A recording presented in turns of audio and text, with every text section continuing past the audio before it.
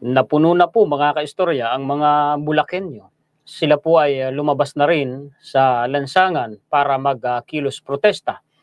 At kakaiba po sa kanila, dahil sila mismo mga kaistorya lumusong sa baha, dahil baha yung kalsada sa kanila para magkilos po protesta. Napuno na sila sa matinding korupsyon sa atin pong gobyerno at sa laging pagbaha sa kanilang lugar. Ang tanong natin, paano na kaya si Senator Joel Villanueva? Ngayong ang mga Bulakenyo ay nagigising na rin po mga kaistorya, no? Anyway, nanawagan po yan si Senator Joel Villanueva, kailan lang, di ba may video, na huwag basta maniwala sa mga naninira po sa kanya. Ang tinutukoy niya, kung hindi ako nagkakamali, yun pong mga aligasyon ni Bryce Hernandez. Ipapakita ko sa inyo mga kaistorya ang mga kasalukuyang o ang mga nangyari sa Bulacan.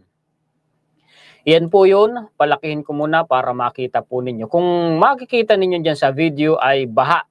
Lumusong sila, ano ho?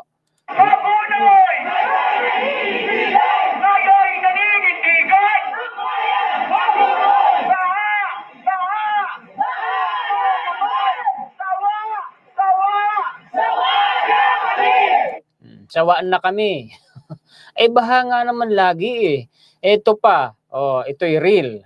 I-play natin. Ilusong nila para magkilos protesta. Sino nga namang hindi mapupuno sa ganyang sitwasyon, sa ganyang sistema? Kung ikaw mismo ang nahihirapan, ikaw at ang pamilya mo, tindig Hagunoy, justice, may nakalagay, justice for Hagunoy kung hindi ako nagkakamali. Ito pa, ito naman ay balita po ni News 5. Ayan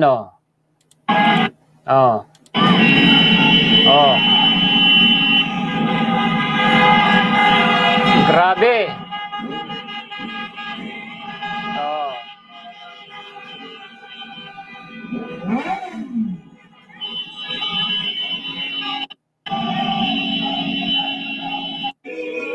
Napuno na sila mga kaistorya. Ang dami.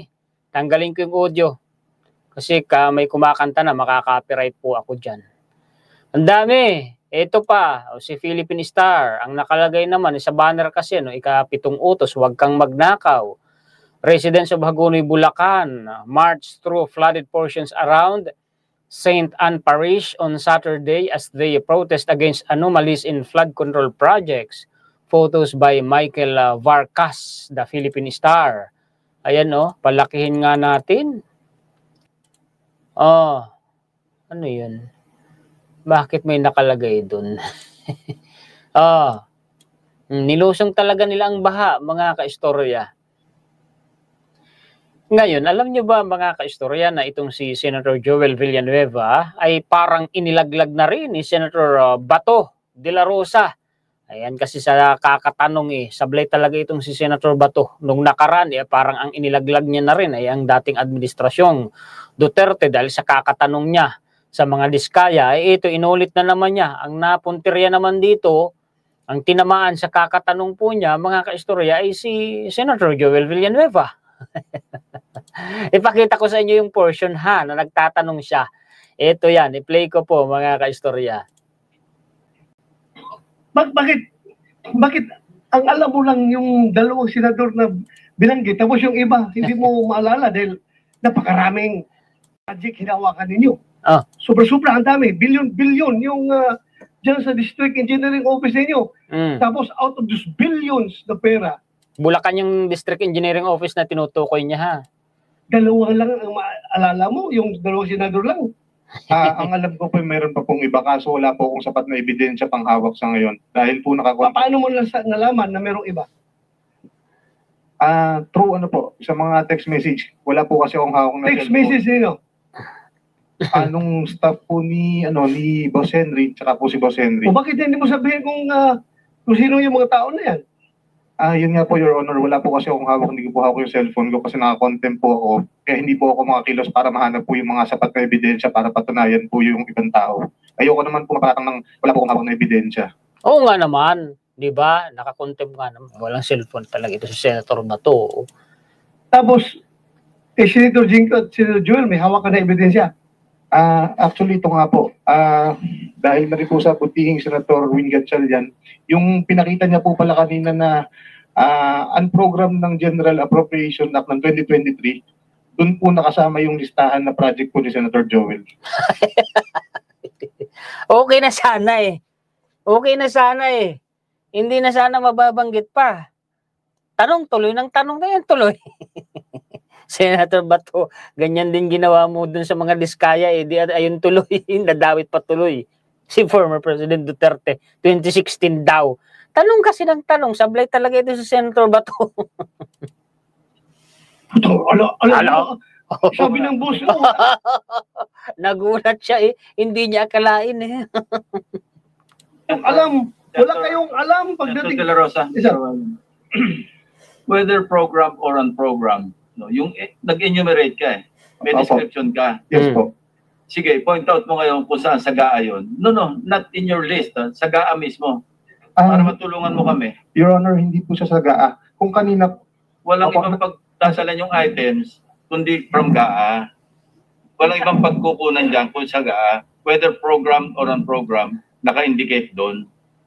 Yan, binibigyan ka ng kopya ng GAA. Your Honor, yung kanina pong pinakita po ni Senator Win Gatchalian na listahan ng unprogram po noong 2023. Eksakto po. Yun po we will examine that. Yes po, yun, eksakto po. Yun po yung mga binanggit namin project, ng listahan ng na 600 million po. Do you confirm this? Nasa unprogram funds daw po yun at yun naman mga kaistorya ay kung hindi ako nagkakamali, sinugundahan din ni Engineer Mendoza. At sinabi din po mga kaistorya ng DPWH na nagagamit nga ang unprogram funds sa mga ganun. Mamaya ipakita ko sa inyo yung mga references natin. Mr. Chair, do you convert this, Mr. Alcantara? Ikaw ang alam mo lang GAA. Tapos itong Deputy District Engineer mo, may alam na siya na program tsaka unprogram. Anong alam mo dito? Your Honor, sa tulad po sinabi ko, pag lumalabas po sa GAA, yun lang po ang pinabibid namin, Your Honor. I don't have any knowledge about the insertions and so on and so forth po. So hindi mo alam kung ito program or unprogram funds Yes, na i-implement ninyo? Mr. Chair, With the permission Paano? of Senator De La Yes, Rosa. with the permission of Senator Bato, ang bilis lang po, no? Ngayon ito po mga kaistorya. Ha? Ipakita ko sa inyo ito. Basahin ko. Palakihin ko. Nako, Senator Bato, hindi na sana mababanggit pa ang kulit mo kasi. Kinumpirma ni DBM, Yusik Rolando. No, ang binanggit ko kanina ay kinumpirma ng DPWs. No. DBM po pala. Kinumpirma ni DBM, Yusik Rolando Toledo sa Senate hearing itong Huwebes, Setyembre 18, na ginamit sa flood control projects ang unprogrammed funds ng mga nakalipas na national budget at hinala ni Senator Sherwin Gatchalian na napakinabangan ng mga questionable contractors ang nasabing pundo. Your Honor, yes, Mr. Chair, we have funded some flood control projects under the unprogrammed appropriations. Itong flood control projects are this specified in the GAA. Nakaline item ba sila no nagtatanong pala? Kasi unlike sa program, nakasulat sa libro iyon. Lahat nakasulat sa libro iyon. So, saan program ba nakaline item siya? Tanong po ni Gatchalian. There is no list of unprogrammed appropriations for unprogrammed, rather for flood control projects, Mr. Chair. Sagot ni Toledo. Sinabi ni Toledo na may 34 billion pesos ang ginasto sa flood control gamit ang unprogrammed funds ng DBM noong 2023 na lumubo sa 107.9 billion pesos noong 2024. Laki, no? Dahil dito naniniwala si Gatchalian na naging pork barrel na umano ng DBM ang unprogrammed funds ng DBM dahil malaya ang kagawaran sa pamumuno ni Secretary Amena Pangandaman na ilaan ang nasabing pundo sa kung saang gastusin, kabilang ang flood control projects na hindi agarang mamumonitor dahil wala sa line items ng budget. Yun nga lang, kumbaga hindi nakalista. Hindi natin nakikita ito because wala hong line item. Parang naging pork barrel ho ito ng lump sum. Pag sinabi mong lump sum, biglaan. That we need to take a look, Yusik Toledo. I think in light of kung anong nangyayari ngayon, ang DBM, pag-isipang mabuti itong unprogrammed funds dahil nagiging pork barrel ito ng DBM. Sa totoo lang, sabi ni Gatchalian. Speaking of flood control projects, ay tinanggalan na po yan ng budget para po sa 2026 NEP. Ano ho? Ngayon ito pa, sa ginanap na pagdinig ng Senate Blue Ribbon Committee nitong Huwebes, Setyembre 18, lalong pinalakas ni dating Department of the DPWH Assistant Engineer JP Mendoza ang mga akusasyon ng kanyang kasamahan na si Bryce Hernandez tungkol sa umano'y pagkakasangkot ni Senator Joel Villanueva sa maanumalyang flood control projects sa Bulacan. Halos hindi matanggap kanina ni Senator Bato yung sagot ni Bryce Hernandez. Ano ha? Gulat siya. Yung katulad po ng sinabi ni D. Henry Alcantara, noon kung kung na-follow up si Senator Joel, totoo lamang inire-request niya, ni si Senator Joel Villanueva yung tinutukoy na niya, is mga multi-purpose building, sabi ni Mendoza. Pero that time na hindi na kayang ibigay yung amount na hinihingi ni Senator Joel, ang kalang ni Secretary Manny Bunuan nung time na yun ay 600 million pesos, dagdag ni JP ba, na hanggang ngayon nababanggit ang pangalan ni Bunuan. Base sa mga dokumentong nakalap naman ni Senate Blue Ribbon Committee Chairman Panfilo Ping Lacson, ang 600 million pesos na tinukoy ni Mendoza ay bahagi ng budget insertion di umano ni Villanueva sa GAA. Nako. Sinabi pa ni Lacson na dito na tumugma ang mga dokumento na kanyang hawak sa mga testimonya ni Bryce at JP na nagdiriin kay Villanueva sa flood control scam. Ano na tayo? Paano pa kaya ito maipapaliwanag ni Senator Joel? Ano ho, mga kaistorya? Ang paniwala ho ni Senator Lacson ay si Bryce Hernandez daw po ay mas credible. Ano ho? Para maging isang state witness kaysa sa mga diskaya. Bakit niya nasabi yun? Ako sang-ayon naman ako sa sinabi ni Senator Ping Lacson kasi nga po, yung mga sinasabi ni Bryce Hernandez ay suportado naman nga ng mga dokumento. Lacson, Bryce Hernandez, mas credible kaysa sa mga diskaya bilang state witness. Basahin nga natin. Mas mapagkakatiwalaan si dating DPWH Engineer Bryce Hernandez kaysa sa mag-asawang kontratista na sina Curly at Sara Diskaya para sa Witness Protection Program ayon kay Senate Pro Tempore Panfilo Lacson. Git ng senador sa panayam kay Pinky Webb sa programang On Point ng Billionaire News Channel, paulit-ulit na nagsisinungaling ang mag-asawa at inuuna ang sariling interes kaysa sa katotohanan.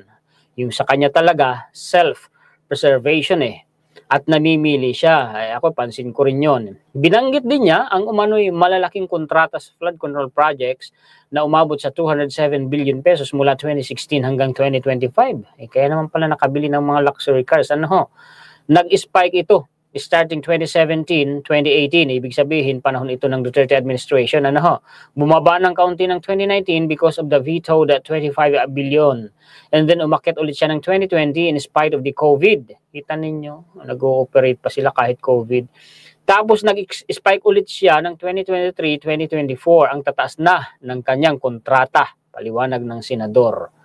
Noong Biyernes na Setyembre 19, nakipagpulong ang mag-asawang Diskaya kay Secretary Boying Rimulya sa initial evaluation ng kanilang kahilingan siya. Mali ba nang sasabihin ninyong lahat ng katotohanan Di ba? Mga ka-story ngayon, ito po ang kasalukuyang kalagayan po sa Luneta. Ito yung mga teachers naman po ito, mga ka-istorya. Ang sabi sa caption, paliitin ko, di ko mabasa. Look, members of teachers groups gather along Taft Avenue to register the education sector's calls ahead of the Baha sa Luneta rally this morning. Imbis na ilagay sa mga ghost project at mga maanumalya na flood control projects, ilaan yung budget sa edukasyon sa pagpapataas ng sahod ng mga guro. Sabi po yan ni Sonia Tumalabkad ng ACT Teachers Quezon City Public School Teachers Associations. Ay, ako naman sang-ayon doon. Ang kagandahan naman ngayon, ang pinaglalaanan ng pinakamalaking pondo ay ang DepEd. Kasi yun naman ang sinasabi sa konstitusyon natin. Pagka mga kaistorya, meron po sa General Appropriations Act na pinaglaanan ng pondo na mas mataas pa kaysa sa DepEd, naku, labag na po yun sa konstitusyon. Mga kaistorya, tandaan po ninyo yun. Ito naman ay sa sa Luneta. Live sitwasyon sa Luneta ngayong linggo umaga kung saan nagsisimula ng magdatingan ang mga magkikilos sa protesta. Kita ninyo, ang dami nga naman mga kaistorya. malawakan ngayon ang kilos protesta.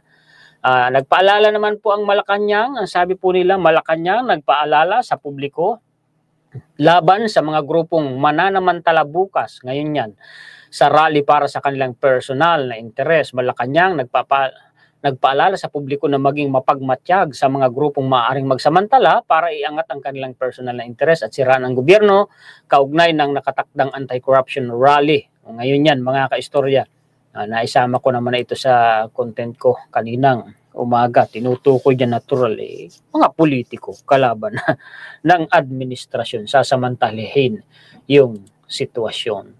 Yan po mga kaistorya ang mga balita at impormasyon, kuro-kuro, komentaryo, opinyon, kritisismo na maibabahagi ko sa inyo ngayon. Maraming salamat po sa inyong lahat ng mga sulit kaistorya natin sa buong mundo. Mabuhay po kayo. Shoutout po sa inyong lahat.